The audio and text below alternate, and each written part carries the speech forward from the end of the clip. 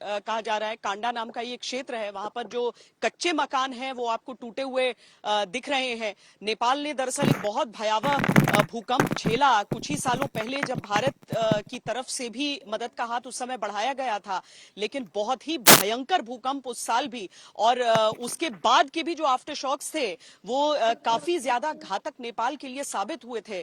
परिवार के परिवार उस समय खत्म हुए थे। नेपाल का ऐतिहासिक धरहरा टावर उस समय गिर गया था। बहुत सारी ऐतिहासिक धरोहरें उसकी जमींदोज हो गई थी। और नेपाल में जैसे ही इस भूकंप की खबर आई, वैसे ही हर एक व्यक्ति सिहर उठता है इसी सोच के साथ कि सब कुछ ठीक रहे, कोई अनिष्ट की खबर नहीं आए।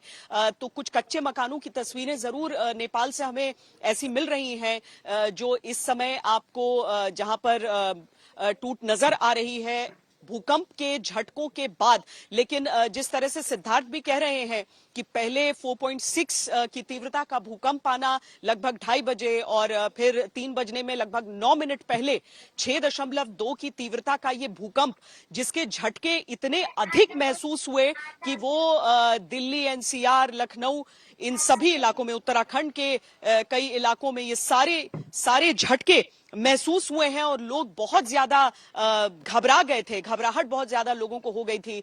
सिद्धार्थ, इतनी ज्यादा, इतनी तेज और लंबे समय तक महसूस किए गए झटके, क्या इसका सीधे तौर पर उसकी तीव्रता से लेना देना है, या फिर तीव्रता के साथ साथ उस गहराई से लेना देना है?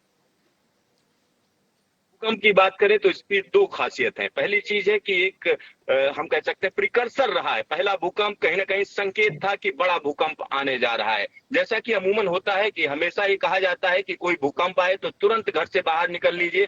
तो अगर उसको फॉलो किसी ने किया होगा तो निश्चित तौर पर बड़े भूकंप से जो नुकसान है उसमें जान का नुकसान रुक जाता है। तो एक बड़ी चीज ये है। दूसरी चीज जो आप पूछ रहे हैं कि कितनी देर तक और कहां कहां महसूस किया गया, तो ये जिस इलाके में भूकंप है उसके आसपास का जो तराई का इलाका है उसको